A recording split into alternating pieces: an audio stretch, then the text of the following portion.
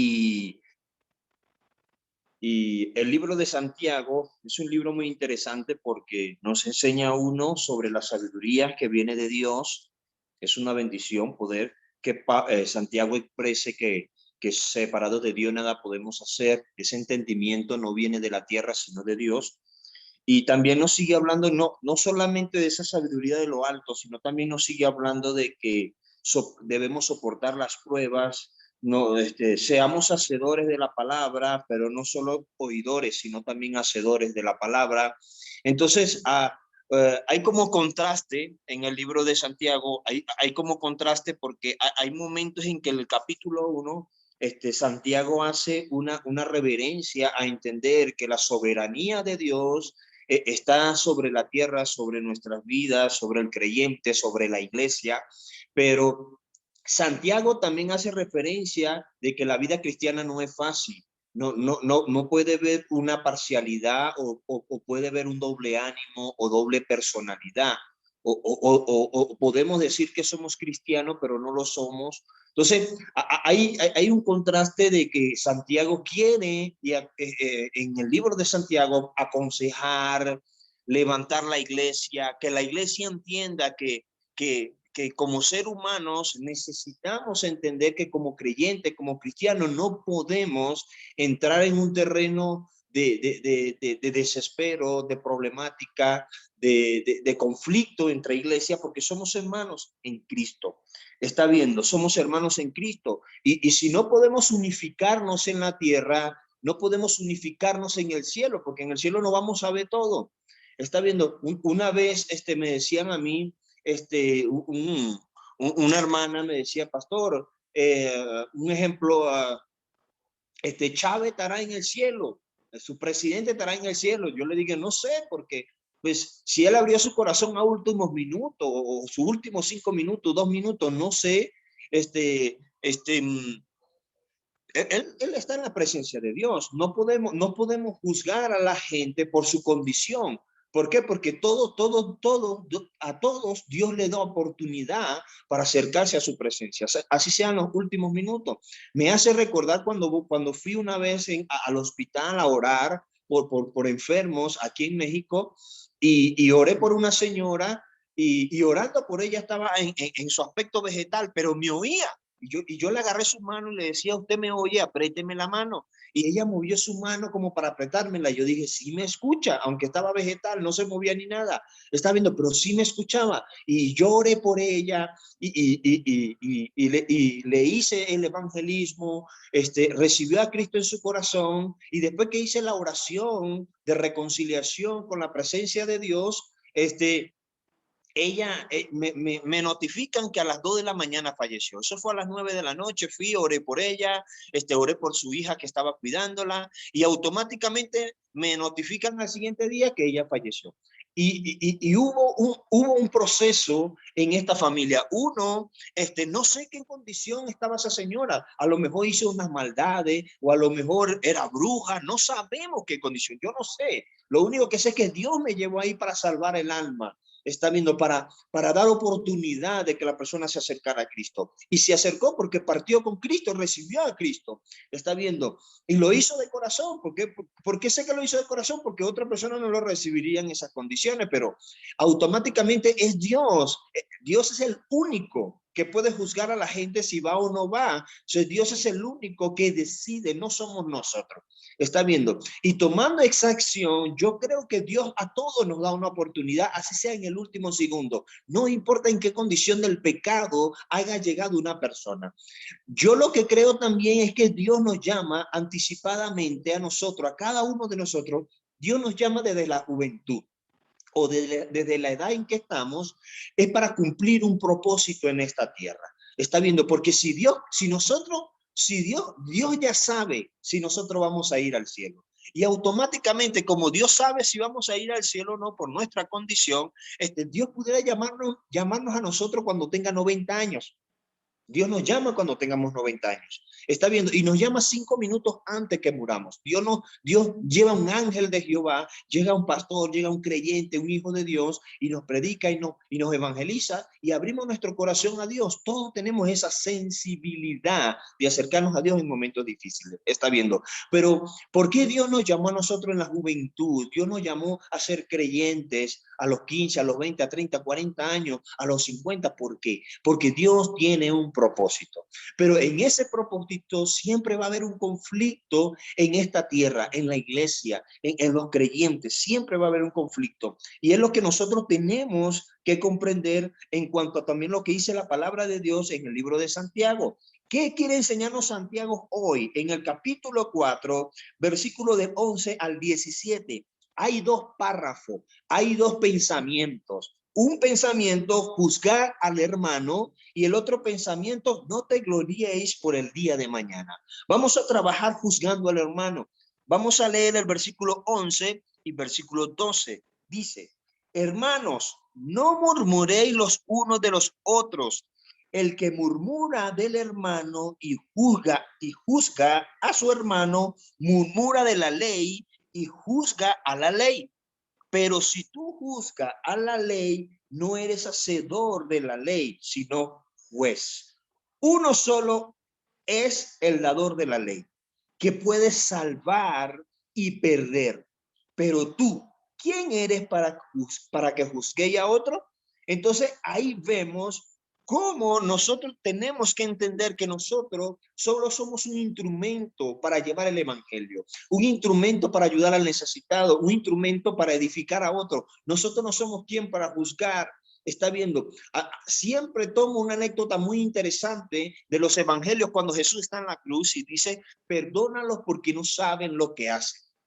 Jesús conocía la multitud que estaba allí. Mire, hay dos extremos. Una multitud que sigue a Jesús porque tiene necesidad, porque tiene hambre, porque Jesús es el Mesías y le sigue.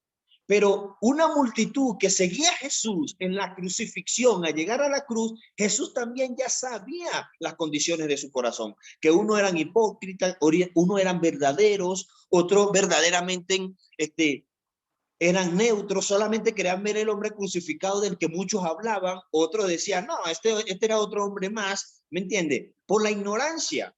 Pero una de las grandes palabras y entendimiento que Jesús nos enseña en la cruz es estas palabras, perdónalo porque no saben lo que hacen. Jesús podría juzgar, porque siendo Jesús Dios, Jesús podía juzgar porque él conocía los corazones. Jesús podía señalar que vas a hablar tú eres pecador, tú eres adulterio, tú eres esto, porque él es Dios. Él pudiera hacerlo porque él conoce los corazones, pero nosotros no somos Dios.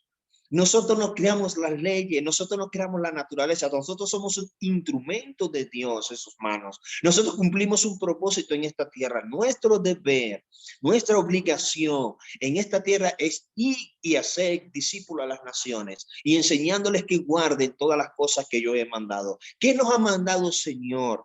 ¿Qué nos ha mandado el Señor? Ayudar a los necesitados. Santiago nos enseña cuál es la verdadera religión. Jesús, y lo enseña en su palabra y lo vamos a ver en el capítulo 1, váyase en el capítulo 1, versículos 26 y 27. Si alguno se cree religioso entre vosotros y no refrena su lengua, sino que engaña su corazón, la religión y tal es vana.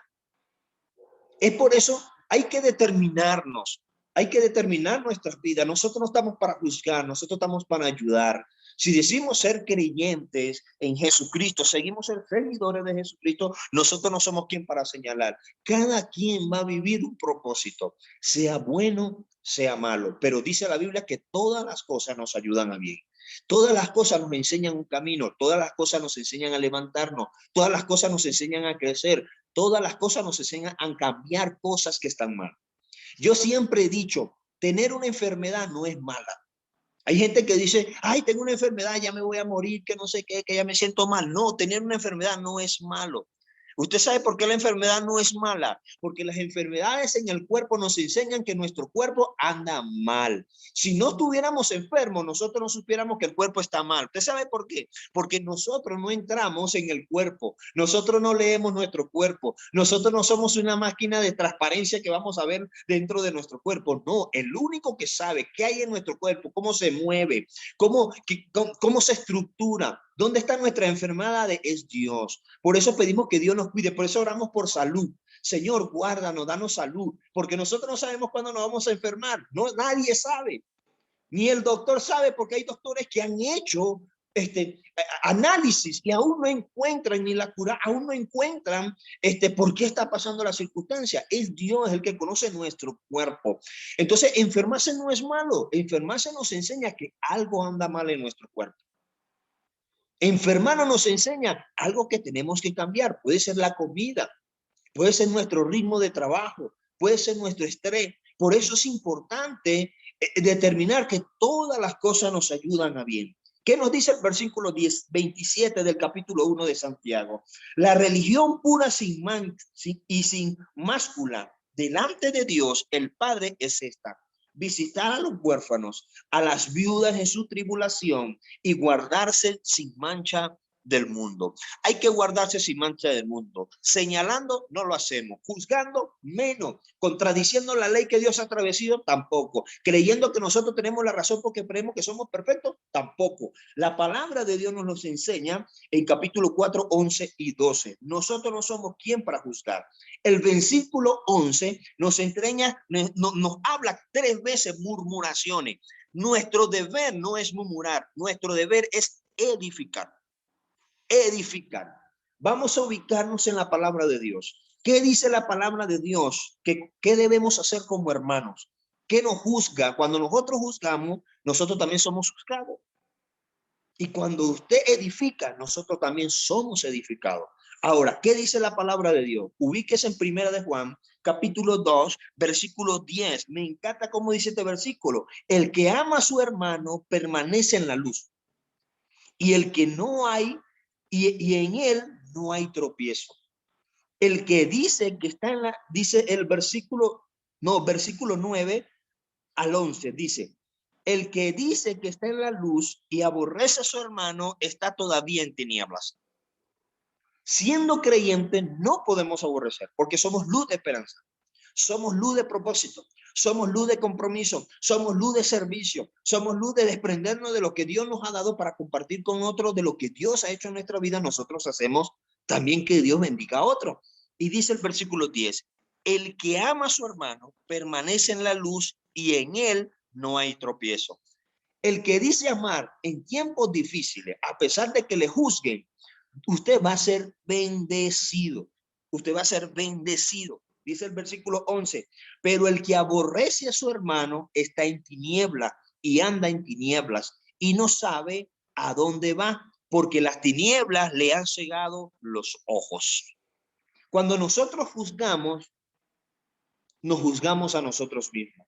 Porque todos nosotros somos seres imperfectos delante de Dios. Buscamos la perfección delante de Dios. Buscamos que Dios nos ayude.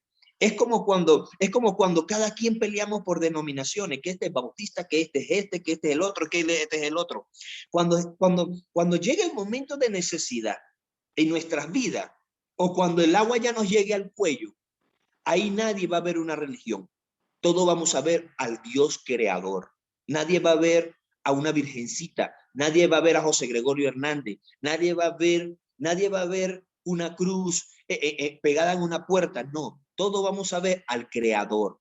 No lo digo yo, lo dice la experiencia que hemos tenido en los hospitales, en las clínicas, en los hogares, que cuando están adorando a imágenes o a otros dioses, cuando les llega el agua al cuello, se olvidan de esos dioses, se acuerdan, es el del mero mero, el creador, el que creó el mundo, el que dice en el principio era el verbo y el verbo era Dios.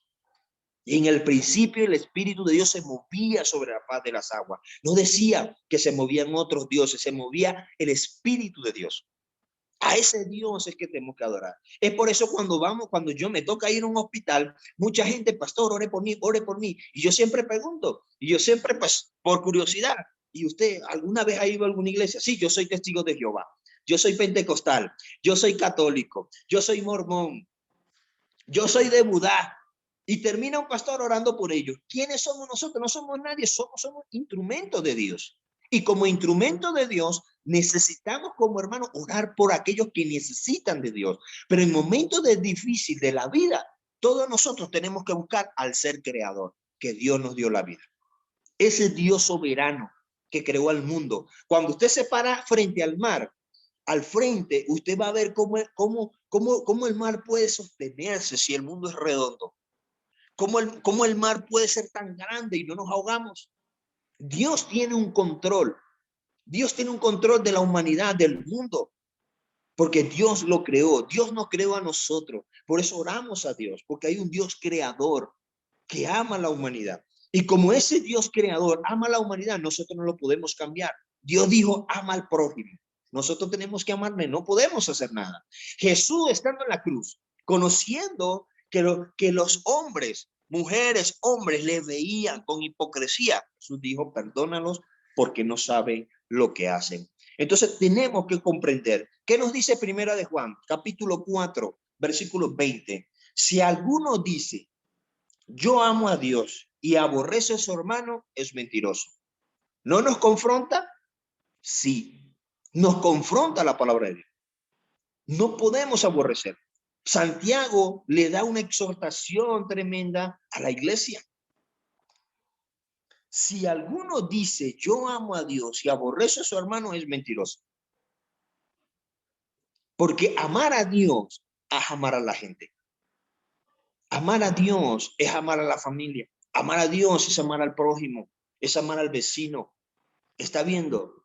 Porque todos nosotros, en algún momento en la vida, nosotros también fuimos seres apartados de Dios, personas apartadas de Dios. Y un día Dios colocó un creyente, un discípulo, un hijo de Dios para que nos guiara. Y ese que nos guió fue paciente para con nosotros como lo tuvo Cristo en esta tierra, para con los judíos. Entonces, ¿quiénes somos nosotros? Si un día Cristo lo hizo por nosotros y un día un hermano lo hizo por mí, un día yo también tengo que hacerlo por otro. Necesitamos comprender. Y sigue diciendo la palabra de Dios en el versículo 20 de capítulo 4 de Primera de Juan. Y dice, pues el que no ama a su hermano, ¿a quien ha visto? ¿Cómo puede amar a Dios a quien no ha visto? Qué cosa tan interesante. Me encanta poder ver que si usted no ama a su hermano que lo ve, ¿cómo va a amar a Dios que no lo ve? Si usted no respeta al ser humano que usted logra ver, ¿cómo va a respetar a Dios que no lo ve? Es por eso que yo siempre enseño como un valor, un valor del creyente, que entienda que Dios está aquí, que cuando vaya a hacer algo, se coloque una pregunta. Si Dios estuviera aquí conmigo, ¿qué haría Dios? Si usted ve un necesitado en la calle y usted tiene para darle o comprarle un taquito o una botana o comprarle una torta o comprarle un almuercito, un almuerzo, una empanada, una arepa, y usted tiene para comprárselo, usted no se va a arruinar por 20 o 10 pesos, nadie se va a arruinar por eso. Dios más bien dice la palabra de Dios, hace tesoro en el cielo y no en la tierra. Dios te va a bendecir. Aún que tengas tesoro en el cielo, yo nunca he visto justo desamparado que mendigue pan en esta tierra, y menos el Hijo de Dios. Pero si podemos compartir con otro, está viendo, si usted ve la necesidad y le cuesta sacar, hágase esta pregunta. Si Cristo estuviera en su posición, ¿qué haría Cristo? Si Cristo estuviera ahí al lado suyo, ¿qué haría Cristo si tuviera los 100 pesos? ¿Qué haría Cristo? Cristo le daría por lo menos algo de comer. Le daría un taco, le compraría un pan, una pizza, una arepa o una empanada, o un taco, o una botana. Algo le compraría a Cristo. Yo no creo en un Cristo que pueda bendecir a la humanidad. Una multitud no tenía nada que comer. Y los discípulos, Señor, esto es lo que tenemos. Estos peces y estos panes. Eso es lo que tenemos. Y Jesús, ¿qué hizo? Levantó, oró y se multiplicó. Jesús siempre quiere bendecir a la humanidad. Nunca quiere que nosotros pasemos por tiempos difíciles. Dios quiere bendecirnos. Es por eso, si usted no puede amar a su hermano que lo ve, ¿cómo va a amar a Dios que no lo ve? Es por eso a veces no valoramos ni respetamos esa autoridad divina de Dios. Porque creemos como Dios no está. Necesitamos a Dios cuando no tenemos. Necesitamos a Dios cuando tenemos problemas. O necesitamos a Dios cuando no hemos cobrado. No, Dios siempre va a estar ahí. Es por eso que tenemos que comprender que nosotros tenemos que pensar en que nosotros tenemos que amar a la iglesia, amar al creyente, amar al discípulo, amar al vecino. ¿Por qué? Porque Dios lo dejó. Ama a tu prójimo como a ti mismo. Es por eso que Santiago enseña y nos exhorta, hermano, no murmuréis los unos a los otros. Eso no es bueno. ¿Quiénes somos nosotros? No somos nadie para juzgar. Ayudémonos. ¿En qué puedo ayudarle, hermano? Como dice Pablo, hay muchos pasajes bíblicos, ni oro ni plata tengo, porque a veces pensamos que ayudar es dinero. No, a veces no es así. A veces no es así. Hay muchas formas de ayudar. Mire, yo he orado por personas que me dicen, gracias, pastor, por oírme. Gracias, pastor, porque su oración me alientó. Gracias, pastor, porque me sentí que algo sucedió en mi corazón y me llenó de gracia y de bendición. No sé, pastor, usted, pastor, gracias porque oró por mi negocio y Dios me bendijo hoy. Gracias, pastor, porque tenía un dolor en la costilla o en el riñón. Y gracias a usted orando, yo sentí un alivio. Eso es un regalo muy grande, que es muy valioso que el dinero. Y a veces nosotros encerramos todas las cosas en el dinero. Y no es así. Dios quiere bendecirnos. Pablo dijo, ni oro ni plata tengo, pero de lo que tengo te doy. Y oró por esa persona y recibió la salvación. El mejor regalo que podemos tener cada uno de nosotros es poder sentir la presencia de Dios en nuestra vida para amar al prójimo, para ayudar al necesitado, para ayudar a la gente que nos rodea, para ayudar al hermano en la iglesia que está pasando momentos difíciles. Necesitamos comprender que nosotros no nacimos, ni Dios nos llamó para juzgar ni señalar, nos llamó para edificar y fortalecer y levantar y empujar a la gente a cumplir la gran comisión que Dios ha establecido. Amén. Pero hermano, no nos angustiemos. ¿Por qué? Porque nosotros nos angustiamos por el día de mañana. Está viendo qué dice el versículo 13 al 17. No os gloriéis por el día de mañana. Está viendo, dice la palabra de Dios. Mire lo que dice la palabra de Dios en el versículo 13 al 17. Vamos ahora, lo que decís, hoy y mañana iremos a tal ciudad y estaremos allá un año y traficaremos y ganaremos cuando no sabéis lo que será mañana. Porque, ¿qué es vuestra vida? Ciertamente es tiniebla, es neblina, que se aparece por un poco de tiempo y luego se desvanece. En lugar de lo cual deberías decir, si el Señor quiere, viviremos y haremos esto o aquello. Pero ahora os jactáis en vuestra soberbia. Toda jactancia semejante es mala. El que sabe hacer lo bueno y no lo hace, le es pecado. Todos nosotros nacimos para hacer cosas buenas. Es una exhortación este pasaje. No nos gloriemos por el día de mañana. ¿Qué queremos? ¿Qué vamos a comer? ¿Qué vamos a necesitar? Nosotros hacemos eso. Vamos a ver qué dice Mateo capítulo 6, versículo 34, y nos da una respuesta de que nosotros vivimos afanados, esperando qué vamos a hacer mañana. Yo soy uno de los que digo, hoy comí, mañana veré. Y he aprendido 3 cosas importantes necesitamos en esta vida. Comer, dónde dormir y dónde refugiarme. Comer, dónde vivir, mientras que haga alimento, mientras que tenga dónde dormir y dónde refugiarme, somos felices. Porque en eso todos nosotros nos preocupamos. Nadie quisiera dormir debajo de un puente. Nadie quisiera pasar un día sin comer. Y nadie quisiera dormir en un refugio. Todos quisiéramos tener algo calentico en nuestro cuarto, en una casa, en un techito, nosotros solos allí, con nuestra arepa, con nuestra tortilla, con nuestra comida, lo que nos gusta, una sopita caliente. Todos queremos eso. Está viendo, mientras usted tenga lo básico y principal en su familia, usted es bendecido de parte de Dios. Usted es bendecido de parte de Dios. Está viendo. Mire lo que dice Mateo 6:34. Así que no os afanéis, porque el día de mañana no nos dice, así que no os afanéis por el día de mañana, porque el día de mañana traerá su propio afán. Bástate cada día en tu propio mal. A veces nosotros creamos males en nuestra propia conciencia, en nuestro corazón, porque nos preocupamos sin esperar que mañana entre un nuevo día. Es como hay gente que cobra el 15 y último. El 15 cobran y ya están desesperados. No, que me faltó esto, que el 30 cuando cobre, compro esto y compro aquello y compro esto y compro aquello. Nos desesperamos.